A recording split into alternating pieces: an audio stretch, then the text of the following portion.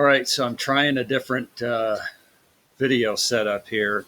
It's a different program, so everybody just cross your fingers and hopefully it'll work out. Or better yet, just pray for me. Okay, so last time we started with social psychology. We want to continue on with social psychology, and we were talking about conformity, compliance issues, theories about that, and how populations will conform, how individuals will conform. So now we want to talk about a very related issue: the relation then between conformity and obedience. Seems fairly simple, right? Or what we might call social influence. How does this work? Let me just take us to this slide. Why we obey. Guess why? Somebody told you to. My mother was pretty good for saying, because your mother said so, that type of thing. Or she'd say, because I said so, I'm your mother. No, I don't have any issues with that to this day. I shudder to think. Why we obey, obedience, right? So it involves what I just mentioned a moment ago. Somebody in authority. Well, that makes sense, right? Somebody who seems to have more experience, but somebody who has more power, maybe however you look at that authority figure, but it involves following the commands of person in authority. Second bullet point is good in some instances and bad in other instances. Sure. Can we elucidate on that a little bit? Let's see. Yep, that's the slide I want. Social contract theory. My little thing is going to take up some space on this slide and this platform. Social contract theory. So when we speak about authority, now let's go here. Social contract theory is basically, and I'm just picking a couple of the philosophers. We're going to dip into the world of philosophy for a second and see if we can integrate it a little bit with psychology and social contract theory with conformity and things of that nature. So Thomas Hobbes, John Locke, you see the dates, 1588, 1679, and then I'm missing a parenthesis on the other side. I see 1632 to 1704. Locke was someone whose ideas were especially influential in the Western world, but then also influential in the American colonies and leading up to those that drafted the Declaration of Independence ultimately. And we'll see just in a moment how that is represented. So philosophers use this term social contract theory, and these two guys are by far not the only ones. But it's to propose the idea of how to govern. Is government important? And when we say government, we mean some entity that is responsible for, let's say, the conformity or the compliance of a large population of people. I think social contract theory really begs the question, not so much of its necessity or what it looks like, as much as it does, what if you don't have it? What if a population existed that was not governed? Do you know any? Can you look around the world and say, oh yeah. Well, there's that country over there in Europe or in Africa or in South, and they have no government whatsoever. Now we know that there could be coups and rebellions and things like that, but it's always against government.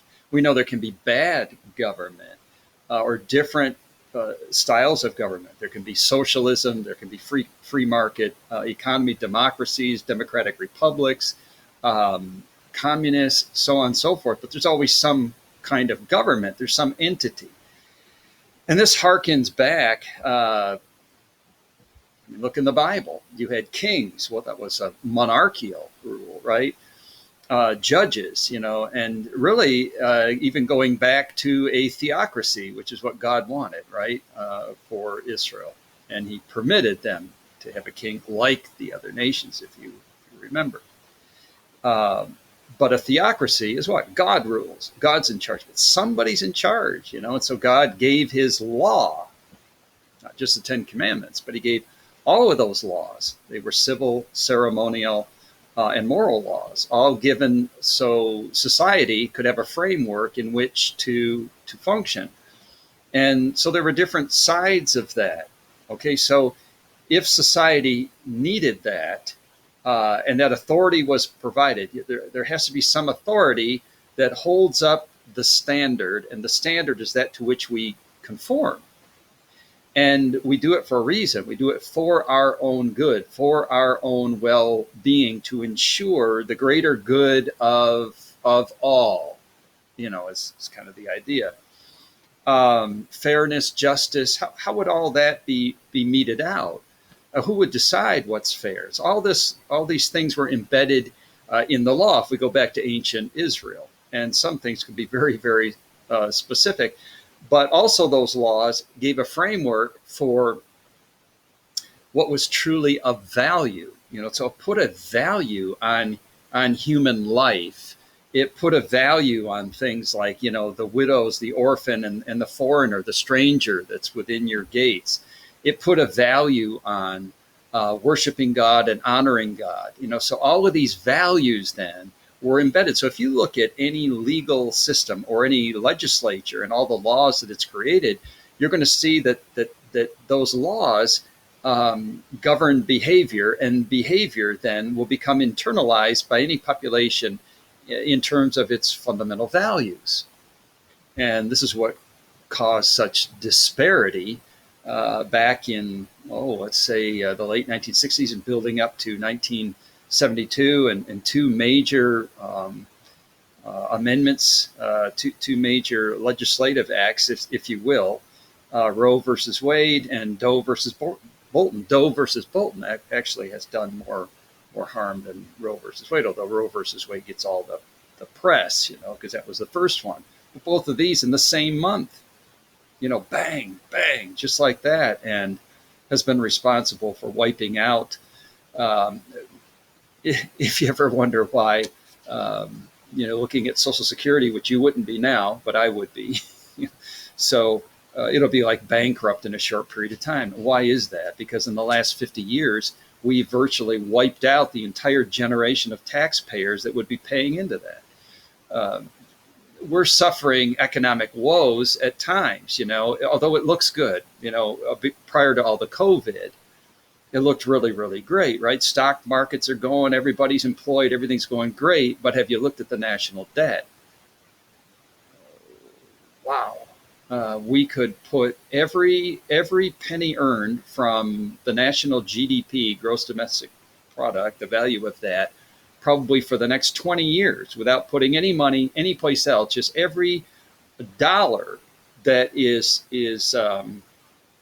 made, want to put it that way, produced, let's say any value produced in our economy, for the next 20 years, we wouldn't pay down the national debt. Just incredible. So I digress, right? So there's this idea about values being embedded, and this caused a great disparity to think that in a nation that stands for life, liberty, and the pursuit of happiness, we could create the very means by which millions could be wiped out. Just wiped out in the womb, wiped out. It's tragic. It is horrific with as many exclamation points as you can put after it. And maybe that illustrates a little bit of the social contract theory, because, as I said, it was not basically an idea or a theory that says, we really need populations to be governed because of all of the benefit that would come from producing values and things like that. No. People like Hobbes and Locke, but mostly Hobbes, would refer to what's called a state of nature. State of nature. It pretty much is what it sounds like to you.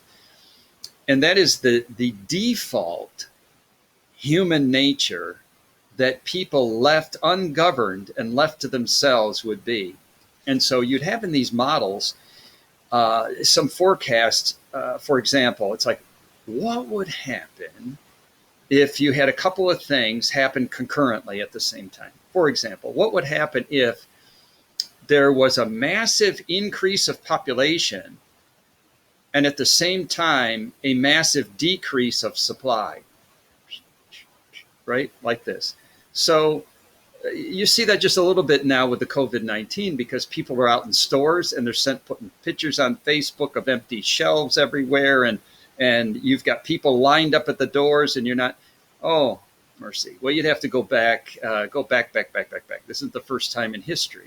Back in the 70s, they were rationing out things when I was a teenager. So anyway, what if this happened on a really mass scale? You've got apocalyptic end time Book of Revelation stuff going on here.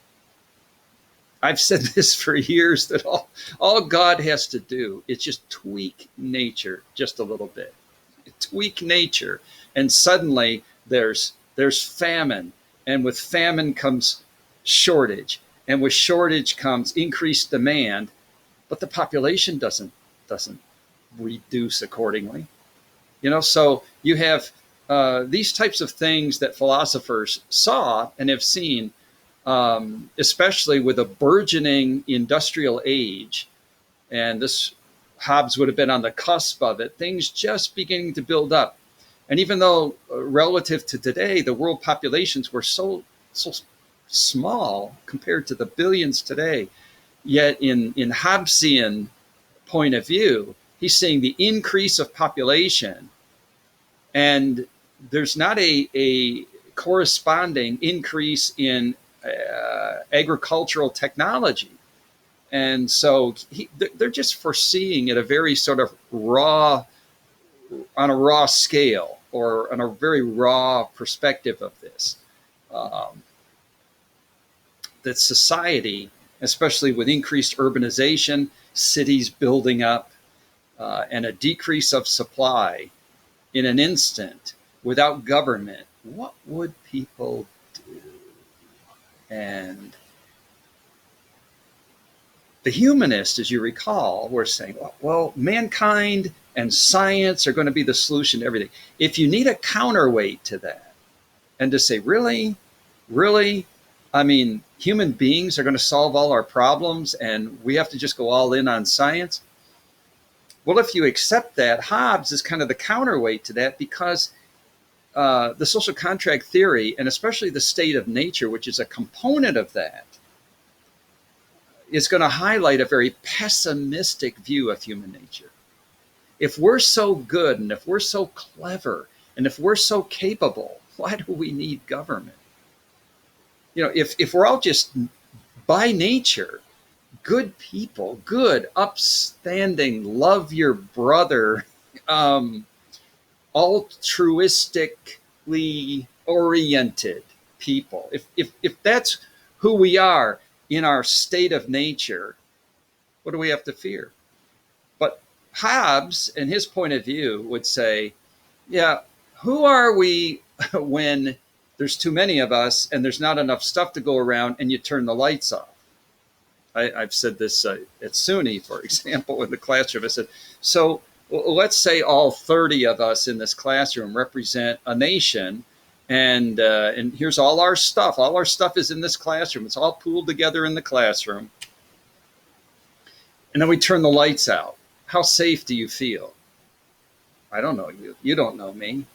I mean, and you turn the lights, but you still have all your stuff? And who took it? And so on. And just when things are normal, and you don't have the inducement of fear and the inducement of worry about not having enough, when everything is just normal, how are we? But now add to that any type of social disruption, and there's riots in the streets, they're boarding up windows. Why? I mean, if we're so good and wonderful, really, and if we can trust our neighbors and the people across the street and across town, if we can trust, what's the problem? And yet let the power go out in the inner city, and they're smashing out windows and looting all the stores. Why is it that we need more and more on the police force? So Hobbes is thinking along these lines, that there's a state of nature, and it's aggressive and it's hostile. But then when you add the inducement of shortages and increase of demand and things like that, it's just going to be horrific. So social contract theory says then we, because it's a contract, we as a class of 30, we as a nation of 340 million then would need to get together, and we'd say, okay, we get it. Our stuff's not safe, and our bodies aren't safe. So what do? Well, we determine what laws represent our fundamental values, and we craft those laws, and then, to determine and preserve the betterment, the well-being, and the flourishing, and the perpetuity of society. But it's not enough, because what's going to come between the laws and the state of nature? So you already can predict that there's going to be people who are not going to conform. I mean, that's all great if you have a bunch of conformists. Everybody's just going to conform. Please, just create as many laws as you want, and everybody's going to willingly conform. I mean, even today, you have this little whisper campaign going on in New York City, which is make sure you report the person not wearing their mask or something, right? So there's this idea, what's going to mediate? And of course, what mediates is we as a society determine that there's going to be a certain group of people. And that group of people will represent the authority. They will represent the enforcers. So in other words, you do this or else, there will be this consequence. The rule of law, for example. So here you have then some notion of obedience, putting it in the context of conformity with social contract theory, and you get an idea of where humanistic philosophers and humanistic psychologists all wrap things together in some type of a construct that permits societies to think this way and to set up a government that accomplishes the best outcomes with the least amount of intrusion on your freedom. And so out of that, I would present to you a guy like John Locke, who Locke adds one more component to this. He adds the component. He gets the state of nature. Maybe he's not so grim as Hobbes, but he gets that, and he adds to it what's called natural law. And natural law basically says that there is an authority, and that authority is the creator who has now I'm not suggesting that Locke is a Bible-believing, evangelical, Jesus-loving philosopher. I'm not suggesting that for a moment.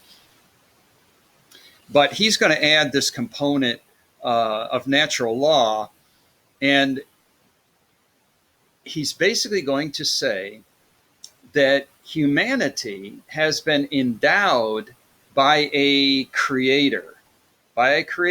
Now, the notion of a creator could be a deist, which probably many of the founding fathers were more deists than they were theists. But no matter. It is a deal. But for our point, big C, creator, okay, creator. And this creator has made human beings who, according to Hobbes, the state of nature, watch your back when things get ugly. But Locke is saying that be careful how far you constrict freedom. Be careful, because in trying to eliminate all possible aggression and hostility and worst case scenarios, you may cross a line where you're going to strip human beings of their God-given rights and freedoms. Make any sense, right? So look at the COVID argument, and you're going to see many of the purists in terms of social, political, not even bringing religion into this per se, but just looking at the political landscape and saying, beware lest we stray in a non-constitutional way and just ravage everybody's freedoms in an attempt to keep everybody safe. There's always a delicate balance, but I'm telling you, it's rooted all the way back with these two guys, right? And as somewhat, Locke is a somewhat progenitor of our democratic republic. in our Declaration of Independence, for example. So Locke is saying that we are endowed, though, so be careful. There's the counterweight, there's the state of nature, but then there's the counterweight over here, which is, I'm just suggesting, is like a balance, that you need the counterweight. See, you can only go so far in trying to eliminate the negative outcomes of the state of nature. And what is the boundary? What holds you back is natural law. And natural law says that we are created as free moral agents. Free moral agents. Forget that. Free moral agents. Talk about free will all you want, but what Locke is suggesting philosophically is this should support any type of theory of governance. Has to be in there, natural law, right? That should be stated right at the outset. We are created as free moral agents. So when you read the Declaration of Independence, we hold these truths to be self-evident, that all men are created equal and that they are endowed by their creator with certain unalienable rights. And among these are life, liberty, and the pursuit of happiness, right? Unalienable, because they're given by God and you're endowed with them. You're endowed. It's part of who you are as a human being. Not that you've been given rights. No society can make you free. You are free. So a society can limit your God-given freedom, but they can't make you free. You are free. You're created this way by God, right? According to natural law. This is what Locke is saying. Unalienable, they can't be transferred. You can't give me yours. You can't have mine. Everybody has these. They can't be denied by any society. You can be imprisoned.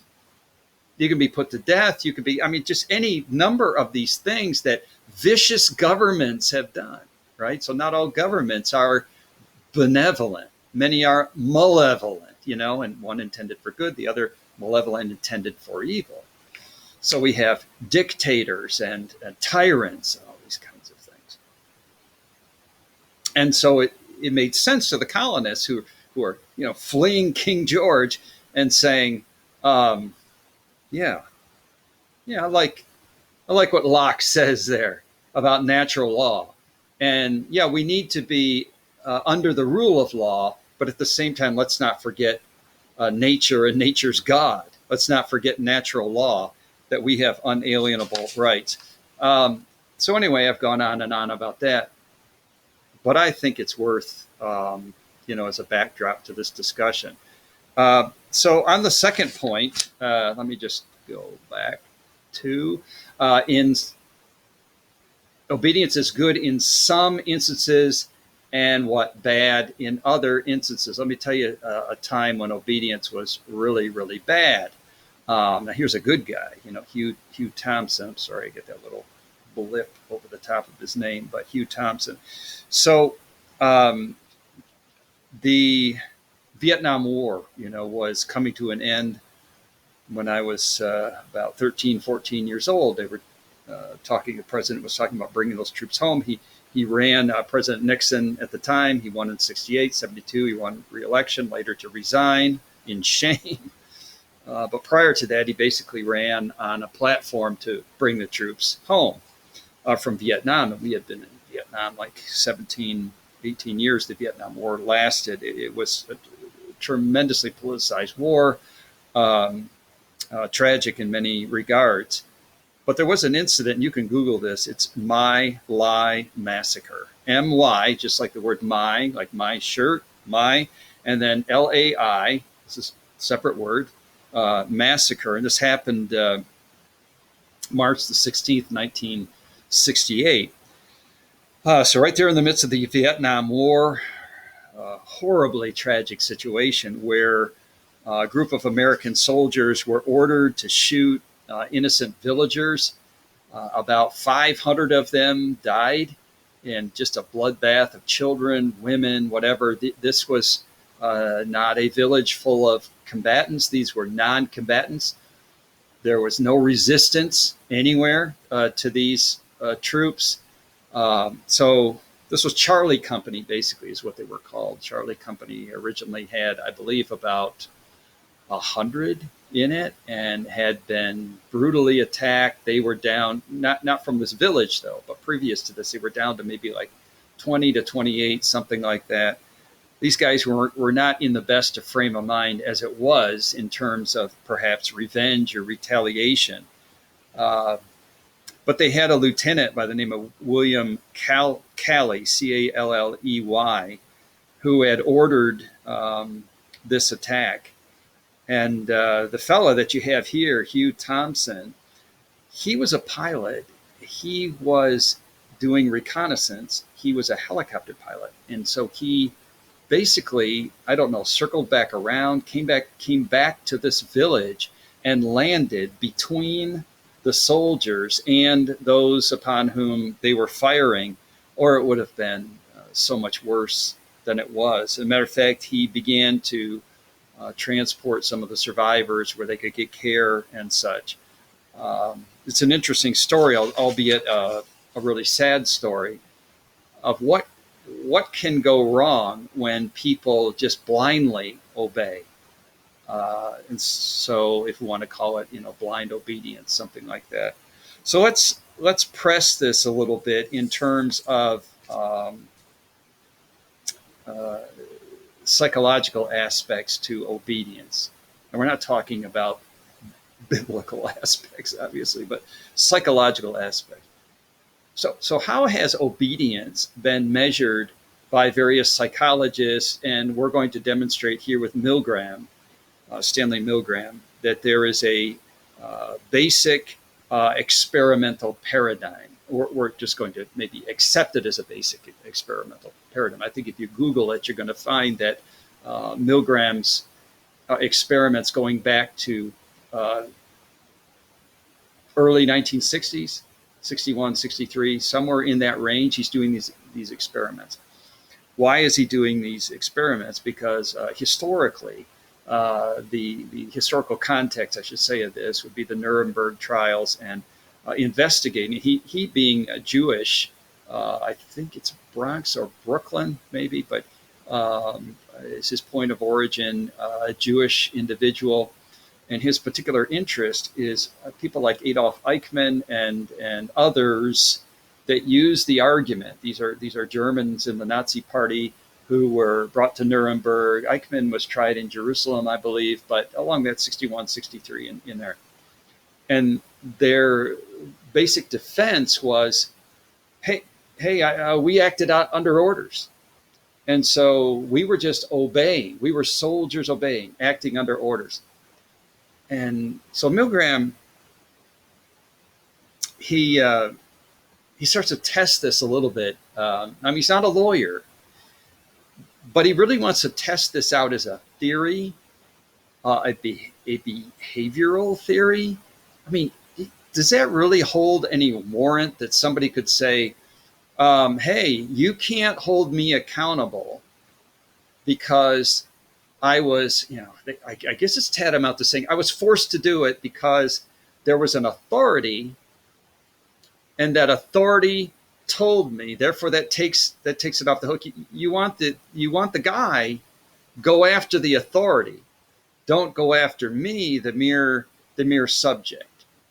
So now it puts obedience in somewhat of a context that obedience seems to require an authority and an authoritative standard.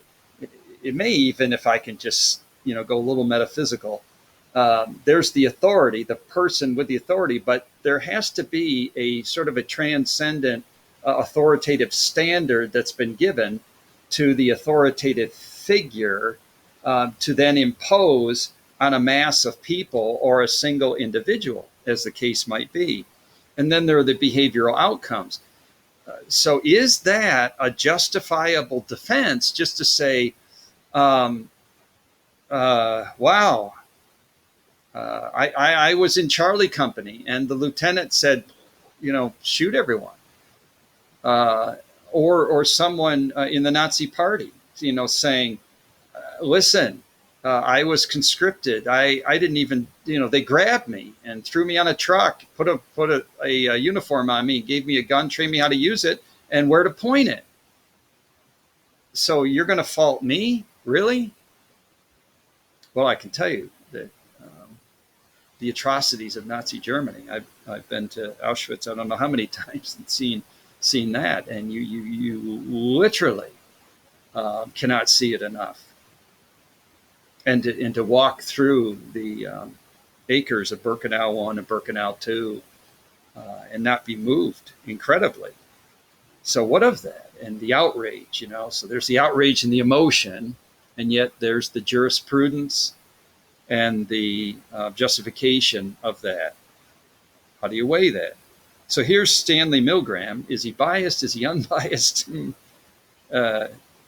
Worse. And that's the only one we're going to do today. It's right there, Milgram's experiment.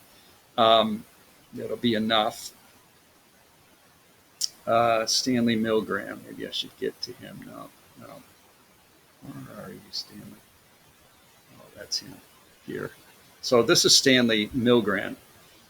And you see his dates, 1933 to 1984. He's a Yale University guy. Yeah, let me go back. He's a Yale University guy. And so he sets up this experiment. He says, let's just test all this out. And the experiment involves an experimenter, which of course is himself. And but it's been replicated, through the decades, which means that future students of psychology want to study Milgram's work, and to do so, scientifically, scientific method, you want something that's reproducible. So can we go back and can we do the same thing in the same way under the same conditions and get the same results? So Milgram, his thing is, let's develop an experiment to see if we cannot determine the relationship between the authority figure and the individual, as a case might be, who is subject to that authority. In other words, the authority says, do that. I mean, will that person do it? Will they resist it? So Milgram came up with this interesting experiment that involves somewhat of a sliding scale, So will you do it at this point? Yeah, okay. Will you do it at this point? Well, I got to think. How about this point? Oh, that's tough. That's tough. Okay. How about here? How about at its maximum? Will you do it? Will you do it there? Or where do you opt out in the system? So here, you could maybe read. I don't know if I can move this or not. I guess I can move this guy over here. So an experimenter tells student volunteers that the study is examining the effects of punishment by electric shock on learning. So he sets it up this way, specifically learning a list of word pairs. And so what is going to happen is he's the experimenter, and then he's going to set up a teacher-student type of relationship. And then the students are kind of doing a blind draw. Oh, I should say that there's one other person involved. That's the person who's going to be shocked. So this is going to involve electric shock. And you're going to have a person who's in control of the experiment. He's the guy in charge. He's going to be doling out the orders. But to whom? And so the students would draw. And when they draw, it's a ruse, really, because they're all going to be the teacher. Okay? And the learner is going to be a Confederate. And we learned from the previous video that the Confederate is someone who is participating along with the experimenter. Or I shouldn't use the word participator, it'd be confusing. The student is the one who's participating, right? So the learner is participating, but really the learner is in league with the experimenter. He's part of that team. So his outcomes are always fixed. So here's a situation where the learner is set up to answer certain questions by the teacher, and the teacher asks these questions, and for every wrong answer, there's going to be a shock. But then that shock starts at a very low level, maybe like 25 volts, 75 volts, 50 volts, until it finally maxes out at about 400 and some volts. And the again, the learner is shocked every time. Now, what the teacher doesn't know, or the student doesn't know in this sense, like what do they know and what do they don't know? What they don't know is that this guy's really not getting shocked. Now, he's going to play the part quite well, but he's really not receiving these shocks, because there's going to be this student's going to come and another student's going to come, and then they're going to see how far will that student go? Like, how many wrong answers can this learner, or this person that's basically hooked up to this device, how many times would this person be willing to shock when the authority gives them the command to do so? But Milgram used 4 different, we'll mention these in a moment, but he used 4 different what are called prods. Like, oh, yeah, you should do this. Yep. No, it'd be good. It'd be consistent with the experiment. No, the experiment requires this. Until finally, so you must do this. At the worst level. Now you add to that another thing that the student knows. The student knows that this is just some middle-aged, run-of-the-mill, off the street accountant. But they also know that the accountant has heart trouble.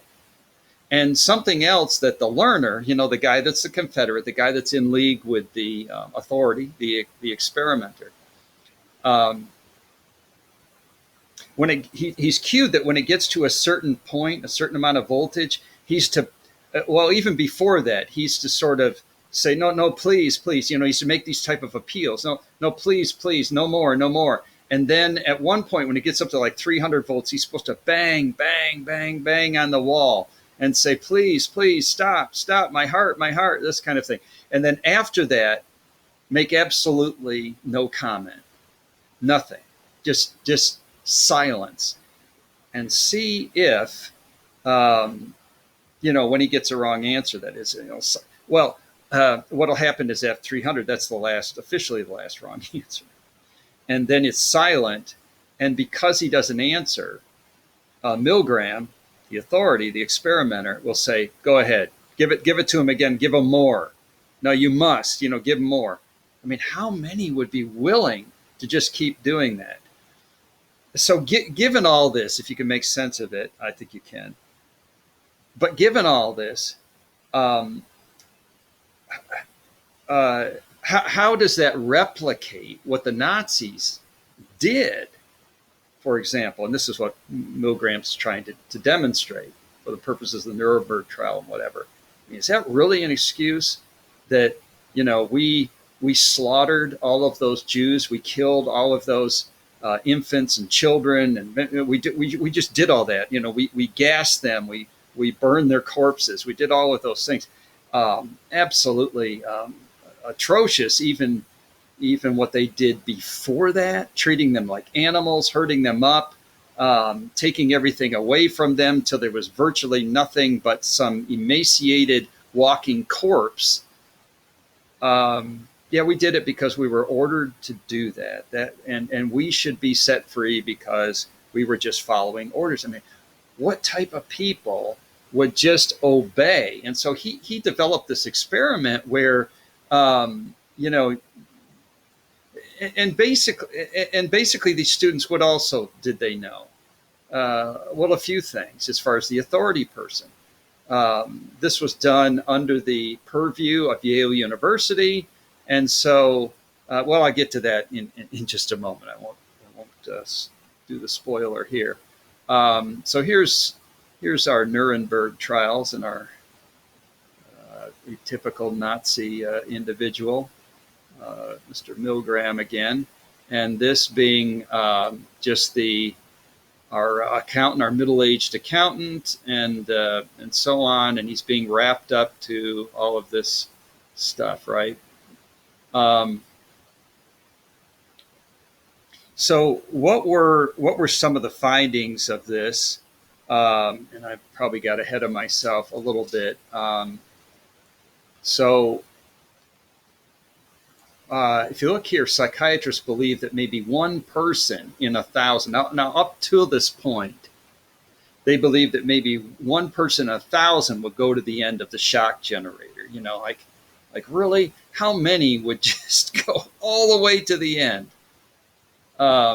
Against all this guy's pleading and all this. I mean, who would do that? But in reality, then at the end here, in reality, almost 2 out of every 3 participants, 65%, continued to obey the experimenter and administered the maximum possible shock. Can you believe it? 65%. They were thinking, oh, maybe 1 or 2%, something like that, and 65%. So the question then becomes why? Like why? So the difference between what we say, we can read here, the difference between what we say we will do and what we actually do illustrates the power of situational forces upon our behavior. So we have to consider, what in fact is going on in terms of these individuals, like what's happening situationally that would cause them to comply or to conform. And as much as, like it says, the difference between what we say we will do and what we actually do, or maybe what we say we will never do, and then what we find ourselves doing. And I'll tell you, you'll be in all kinds of situations and all types of social pressure. So we've set obedience within the context of social influence. We're saying what type of influences in society could, what do we want to say, causal agents, could produce these types of outcomes. When you think about this, think about your friends, think about, those that maybe you went to high school with, some of your more broader social community. I don't know how connected you are outside of the tribe, the Christian group, but when you get outside of that, you see a lot of behaviors, even if it's just observational at this point, but you see a lot of things, and we can be quick to judge, but have we really taken a step back and thought about those situational social forces, just to use this term, the social influence, and how that might make a person in a certain, with a certain authoritative figure over them, just comply and conform. What psychologically would cause someone to do that? Even psychologists were saying about Milgram, oh, come on, you're wasting your time. 1 out of 1,000 would do that. They were not expecting the 65% would literally go all the way. And you're thinking, it wasn't like, well, the person's in another room and you're over here and nobody knows what's going on. It's sort of like, maybe a drone pilot today and some plane that's 4,000, 6,000 miles away dropping bombs somewhere. Well, they can't see it. They don't know what's going on, or what they'd say about the old B-52 guys flying at those high altitudes, dropping all those bombs and never once seeing, what happens on the ground. This is not the case. This is somebody banging on the wall. Stop, please stop. And then the guy just goes absolutely silent. And he's told, because he's silent, give it to him again. Situational social forces. That's what that says. So we could make it a little bit more graphic, that technical term. So we talked about the foot in the door business in the last video, right? The foot in the door technique, of conformity, used because participants started off giving very mild shocks. So this is like the foot in the door. If I just get you saying yes, and so you start with very mild shocks like this, and then you apply the right social pressure over time and develop a pattern of conformity. At what point will you stop conforming? And so they just increase the voltage relatively slowly. So similar results have been found with females and others. For example, taking Milgram's basic experiment into places like Jordan, Spain, Italy, Australia, other places, other cultures, they found similar results. So can you explain then how these factors impacted obedience, how these factors, impacted the 65% statistical outcome, let's say, physical presence, physical closeness, the setting, experimenter, unanimity, teacher responsibility, something of that nature. So the physical presence, for example, if the experimenter left the room and gave commands over the telephone, let's say, so they tried this adaptation of the experiment, maximum obedience is heretofore defined as going the complete distance, going to like, what was it, 450 volts? When the experimenter left the room and just did this over the phone, where there wasn't the immediate social pressure of that authority figure being in the same place, we went from 65% to 21%. So physical presence had something to do with this. How about physical closeness of the teacher, that is the student in this case, put in this position, and the learner, that is the person who's hooked up to all this stuff. So Milgram, he makes the teacher and the learner closer by having them both in the same room instead of in different rooms, like it was originally set up in different rooms at 65%. Now you put them in the same room. Now maximum obedience declined from 65% to 40%. Wow! So that bit of social influence was modulated in some way. First, it's let's get the authority guy out of the picture, not totally, but visibly out of the picture. And the other was, let's bring the guy who's hurting into the same room closer to it, and you see a decline. Okay, it dropped by 30% when the teacher had to directly administer the shock himself.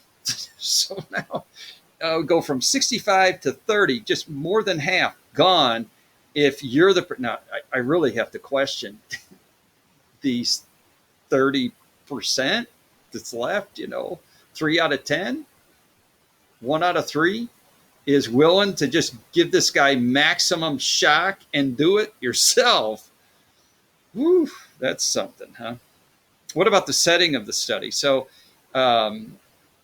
this was not conducted at, prestigious Yale University. This was conducted at some rundown office building someplace. But they found that really the setting didn't matter. It was rather indifferent. Still found kind of a 48% obedience rate. So relatively the same. How about experimenter unanimity?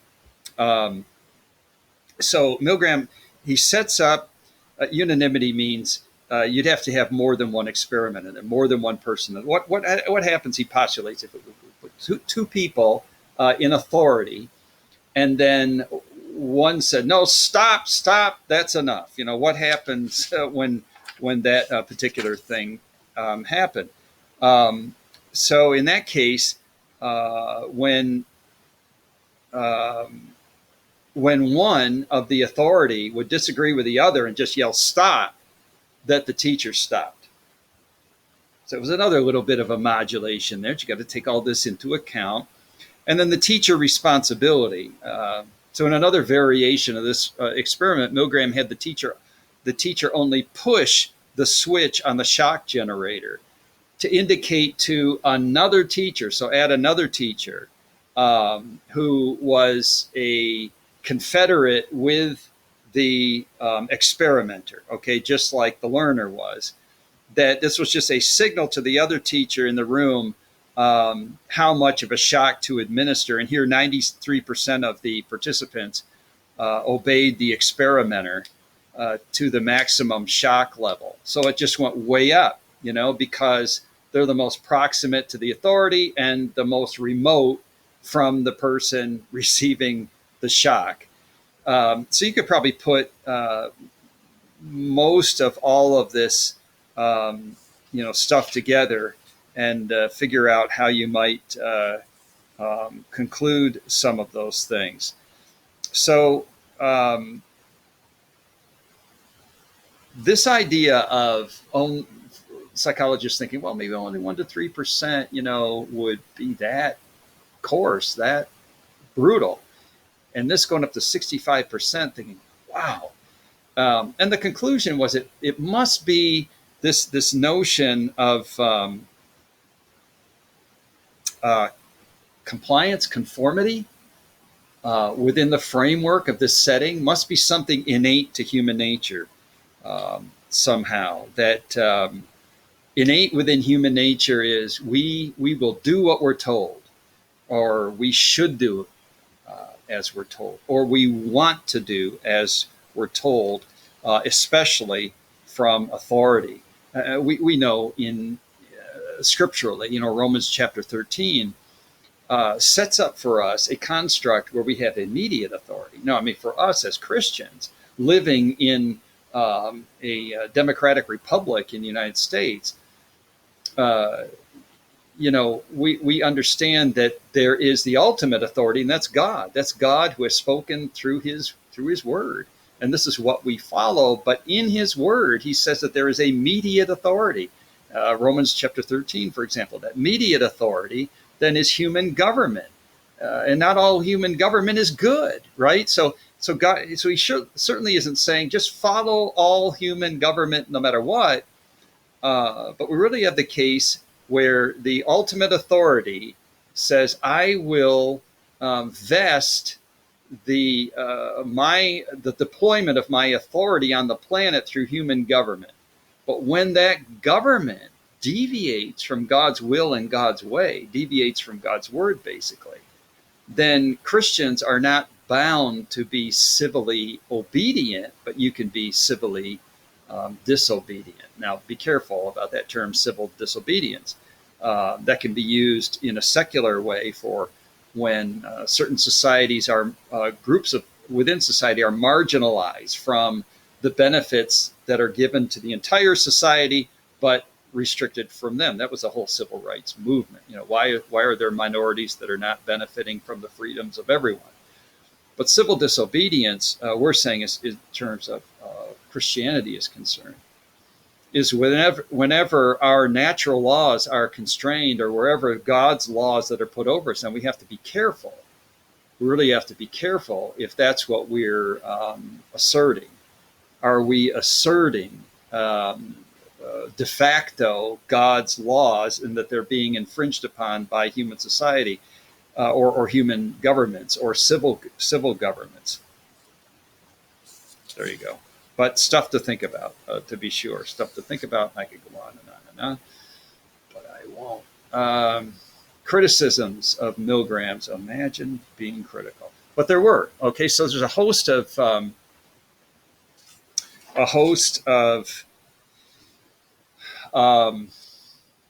philosophers and psychologists that took issue with his experiments. And some here, I could list, I guess they are listed, and you could read through those. But let me just boil that down. Milgram himself, concluded, I'll just quote him. He says, I conclude this way: relatively few people have the resources needed to resist authority. I'll just repeat it. Based on 65%, I'd say 35% is more than just a few, but he says relatively few, a vast minority, have the resources needed to resist authority. They might say that they would, but put in a certain situation where they feel powerless and their freedoms are restrained, and may be concerned that the cost of not conforming is greater, is much greater than the act of conforming in terms of guilt later on or something, right? Anyway, so the criticisms here, if I could just summarize them this way: the physical presence of an authority figure increased compliance. So someone would say, well, okay, but uh, you're sort of basing everything on the fact there's authority figure there. His presence certainly raises the probability level that someone is going to comply or obey. But the fact that the experiment and the experimenter were Yale people, so this had, I think, this affects psychologically on the 65%. Wow, this is Yale University. I mean, this is a top scale university, and certainly they're not going to endorse anything that's unsafe. So even if they're saying, there must be something to this, that this isn't really going to be that severe, dangerous, nobody's going to die, that kind of thing. And so that really wasn't taken into consideration, and that's a fair criticism. Also, there's an assumption by the participants as well, and this goes along with that. It's basically the idea that, okay, your PhD, maybe he was department head of the psychology department, he was the head of the psychology department, Yale University, all this stuff. Who am I to disagree with this as part of the experiment? Who am I to disagree with this? And what would the penalties be if I disagreed?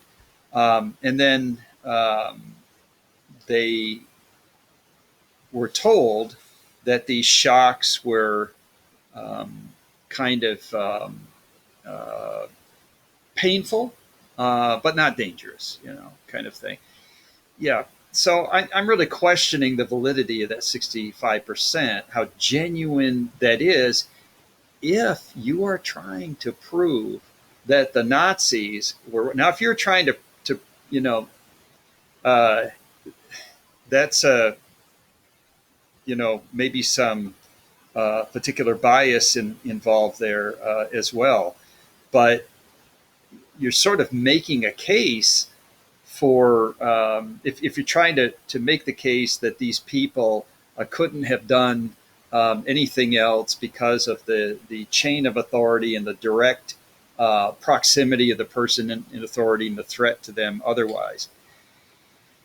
So it's a sort of a counter experiment. They gathered up people that were sort of known to be nonconformist and rebellious and put them in the same situation, and 36 out of 40 absolutely refused to give the maximum shock. So I don't know.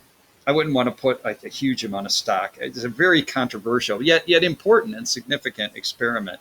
So let's just look at recent replications of this, and I'm all over the place here, and not much I could do about it. But here's some people who took some issue with or attempted to replicate what they would have found. So Berger in 2015, he did this, and basically most of these experiments, they're just cutting off at 150 volts because they found that whatever data you get after the 150, it's all the same. It's like once a person is willing to, jolt somebody at 150, they're just going to go all the way. They found that to be a fairly consistent datum point.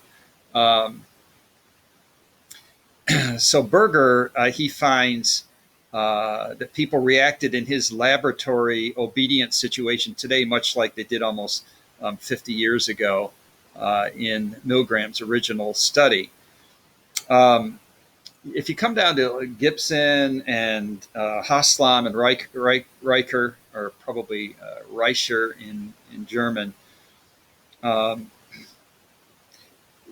they would conclude that the experimenter, that's Milgram, his most order-like prods are overwhelmingly resisted by participants. Thus, rather than showing that Milgram's participants were obeying orders of those in authority, Milgram's experiments seem to provide evidence of the opposite, that orders from an authority lead to disobedience, and that the disobedience that Milgram observed was due to those particular factors. So here's the point they were trying to make, right? First, he would prod when the student in the experiment would say, okay, so what should I do? And the first thing he said, please continue. In other words, continue to shock. And the second time, when the student, being the teacher, in the experiment, would reach out, he said, well, the experiment requires you to, that's the second prod, first, please continue. Okay, so I do. And the second, so keeping in mind, you're starting with smaller shocks, but you're also proceeding from smaller requests. So that's that same foot in the door kind of way to get you to conform and comply. It's always be wary, when that's happening to you. But then the third, it's absolutely essential that you continue. And then the fourth, you have no other choice. You must continue.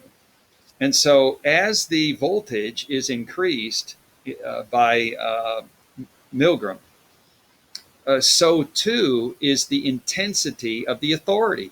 So the authority is not always implied in the same way. Just like the voltage starts out low, the authority starts, well, please continue. But then when you want the greater amount of conformity, when the cost of conformity is the greatest, then at that point, the person in authority becomes the most autocratic. You must. It's too late to turn back now. You have to do it. How many people do you know, they get to a certain point of, you might say sin. They get up to a certain point of sin. So many dominoes have been knocked down. And now here they are. And instead of they do an even greater thing, something that's even more detrimental to your life. And I encourage you that when you see somebody's life totally implode and you think, why would they do that?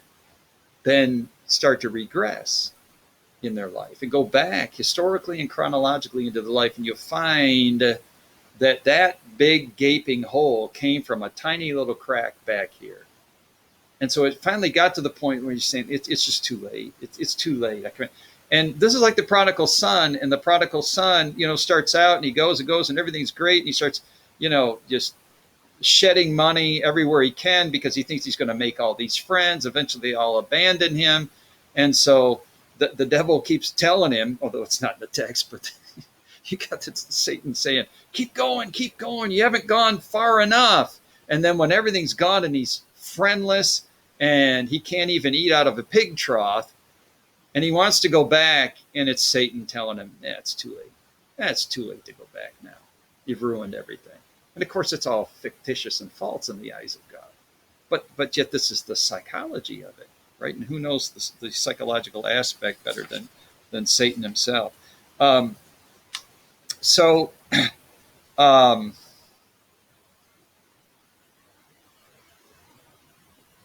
They had some observations as well from these particular studies. And one of them I'm just going to mention. That's next time. One of them I'm going to mention is this engaged fellowship. The engaged fellowship explanation. What is that? When you get to the point you say, you have no other choice. You must continue. This is the notion that people are willing to do bad things when they see them as morally good because they serve a grander cause. You say, how does that apply here to Milgram? Well, see, Milgram, it's like, hey, come on, be part of this experiment. It's all for science and for the advancement of science. Oh, my word. If you only knew half about bioethics and reproductive technology, let alone we mentioned Roe versus Wade and Doe versus Bolton, but the things that are done in fetal stem cell or embryonic, let me just say embryonic stem cell research. Let's just absolutely, you're talking about fetuses being destroyed in the room. How in the womb? How about embryos being destroyed? Frozen embryos. So because we have in vitro fertilization process, way back in the 70s, we started that. Now out of that came the freezing of embryos that are not used, but they're only good for 5 years and we have to get rid of them. Well, since we have to get rid of them, why don't we take them and just experiment with them? So in the process, we take the blastocyst and we take all these little stem cells out of there because they're undifferentiated and we can create all this stuff, blah, blah, blah, blah, blah with them. But in such, we destroy more. So you have to go even beyond the implanted embryo and the conception to the embryo, the implantation of it. to the embryo itself prior to implantation. So if you thought that that today it's the abortion issue, well, at least you're aborting a fetus, but what do you do in the embryonic stage? It boggles the mind, what's going on. And so this idea of engaged fellowship, and you apply it to science, is yes, but we're going to cure Alzheimer's. We're going to cure Alzheimer's, and we're going to do it by embryonic stem cell research, when adult stem cell research, although those are differentiated cells, never mind what all that means, but adult stem cell research will give better results in this particular context, and have. Yeah, let's destroy the embryos. Why? Because of the engaged, I said fellowship probably before, engaged followership, because it's harder to say, engaged followership explanation. Okay, so I'll do that heinous thing because it's the ends justify the means, right? Because it's going to have a better end, and yet there's no cure for Alzheimer's. It's never been proven that any of this research is going to amount to anything. And yet it's based on that type of thinking. Well, if you want to do the greater good, it's the greater good. This is all in the interest of the greater good. I mean, be careful about that ethic, because this type of psychology will pull you right up to that threshold. And you'll be saying, I don't know, but it seems to be a benefit of this greater cause. And so I'll go ahead and do it. And that's a psychological perspective. And now you know where a lot of that comes from. Conformity, obedience, and we'll look at some more of this later on. Okay.